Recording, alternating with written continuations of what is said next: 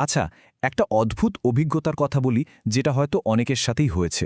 ধরুন বন্ধুদের সাথে আড্ডা দিচ্ছেন, কোনো একটা জিনিস নিয়ে হয়তো কথা হচ্ছে, আর তার ঠিক একটু পরেই দেখলেন ফোনে ঠিক সেই জিনিসটারই অ্যাড চলে এলো। ব্যাপারটা কি শুধু একটা কাকতালীয় ঘটনা, নাকি এর পেছনে অন্য কোনো রহস্য আছে? চলুন আজ এই ব্যাপারটা একটু খতিয়ে দেখা যাক। অনেকে এটাকে ডিজিটাল দুনিয়ার এক ধরনের জাদু বলে মনে করেন, কিন্তু সত্যি বলতে কি, এর পিছনে কোনো জাদু নেই, আছে নিখুঁত প্রযুক্তি। তো চলুন ধাপে ধাপে বোঝার চেষ্টা করি এই পুরো সিস্টেমটা আসলে কিভাবে কাজ করে। ভাবুন তো একবার, হয়তো বন্ধুর সাথে আড্ডায় প্ল্যান হলো নতুন একজোড়া স্নিকার্স কেনা হবে বা সামনে কোথাও ঘুরতে যাওয়া হবে, আর তার ঠিক পরেই ফেসবুক বা ইউটিউব খুলতেই দেখলেন আরে ঠিক সেই স্নিকার্স বা সেই ট্যুর প্যাকেজের বিজ্ঞাপন চোখের সামনে ঘুরছে। বেশ পরিচিত লাগছে, তাই না? এটা কিন্তু বিচ্ছিন্ন কোনো ঘটনা নয়, বরং আমাদের ডিজিটাল জীবনের একটা সাধারণ চিত্র হয়ে দাঁড়িয়েছে। তাহলে আসল সত্যিটা কি?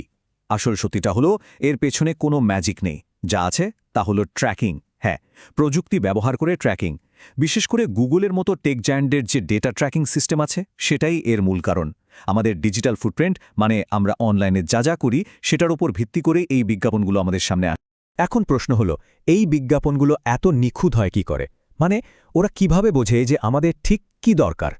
এর উত্তরটা পেতে হলে আগে আমাদের এটা জানতে হবে যে গুগল আমাদের সম্পর্কে ঠিক কি তথ্য জানে বা সংগ্রহ করে। ব্যাপারটা কিন্তু শুধু লোকেশন ট্র্যাক করার মধ্যেই থেমে নেই। ভেবে দেখুন একবার, লোকেশন হিস্ট্রির মাধ্যমে গুগল জানে গত মাসে কোথায় কোথায় যাওয়া হয়েছে। আমাদের সার্চ হিস্ট্রি থেকে ওরা একটা প্রোফাইল তৈরি করে ফেলে।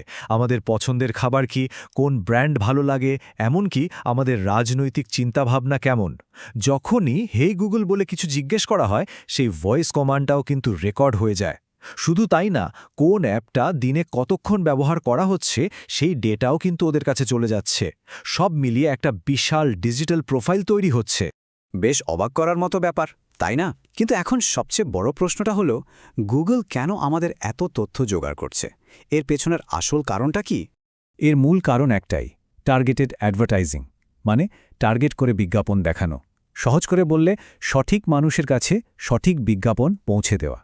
ডেটা সংগ্রহের মূল উদ্দেশ্যই হল বিজ্ঞাপনদাতাদের হেল্প করা, যাতে তারা তাদের প্রোডাক্টের বিজ্ঞাপন ঠিক সেই মানুষগুলোর কাছেই পৌঁছে দিতে পারে যাদের ওই প্রোডাক্টটা কেনার সম্ভাবনা সবচেয়ে বেশি। অর্থাৎ গুগল চায় আমাদের আগ্রহ আর প্রয়োজন বুঝে বিজ্ঞাপন দেখাতে। যেমন ধরুন, কেউ যদি অনলাইনে পাহাড়ে ঘুরতে যাওয়ার জায়গা নিয়ে সার্চ করে, তাহলে স্বাভাবিকভাবেই তাকে ট্র্যাভেল এজেন্সির বিজ্ঞাপন দেখানো হবে, ফার্নিচারের দোকানের নয়। এতে কি হয়, বিজ্ঞাপনগুলো আমাদের কাছে অনেক বেশি প্রাসঙ্গিক মনে হয়, আর তাতে ক্লিক করার সম্ভাবনাও বেড়ে যায়। তাহলে কি এর মানে আমাদের কিছুই করার নেই? আমরা কি এই ডেটা সংগ্রহের সিস্টেমের কাছে পুরোপুরি অসহায়? না, একদমই না। ভালো খবর হলো, এই তথ্যের ওপর কিন্তু আমাদের নিয়ন্ত্রণ আছে। চলুন তাহলে দেখে নিই কিভাবে আমরা এই ডেটা ম্যানেজ করতে পারি। আর সবচেয়ে গুরুত্বপূর্ণ বিষয়টা হলো, এই যে এত ট্র্যাকিং হিস্ট্রি জমা হচ্ছে, এটা কিন্তু চাইলেই মুছে ফেলা যায়। হ্যাঁ, এই ক্ষমতাটা আমাদের হাতেই দেওয়া আছে। গুগল নিজেই সেই অপশনটা রেখেছে। আমাদের শুধু জানতে হবে যে কোথায় গিয়ে আর কিভাবে কাজটা করতে হয়। প্রসেসটা কিন্তু খুবই সহজ। প্রথমে যেতে হবে গুগলের মাই অ্যাক্টিভিটি সেকশনে। সেখানে গেলেই দেখা যাবে গুগল আমাদের অনলাইন অ্যাক্টিভিটির কি রেকর্ড রেখেছে, আর সেখান থেকেই চাইলে নির্দিষ্ট কোনো রেকর্ড বা এমনকি পুরো হিস্ট্রিটাই একবারে ডিলিট করে দেওয়া সম্ভব। সুতরাং মূল কথাটা হলো, এই পুরো সিস্টেমটা সম্পর্কে জানা আর বোঝাটাই হচ্ছে প্রথম ধাপ। যখন আমরা পরিষ্কারভাবে বুঝতে পারব যে আমাদের ডেটা কিভাবে ব্যবহার করা হচ্ছে, ঠিক তখনই কিন্তু আমরা আমাদের ডিজিটাল প্রাইভেসি রক্ষা করার জন্য সঠিক পদক্ষেপ নিতে পারব। আজকের আলোচনাটা শেষ করা যাক একটা প্রশ্ন দিয়ে। এই যে বিজ্ঞাপনের সুবিধা, এর বিনিময়ে আমরা আমাদের ব্যক্তিগত তথ্যের কতটা শেয়ার করতে রাজি?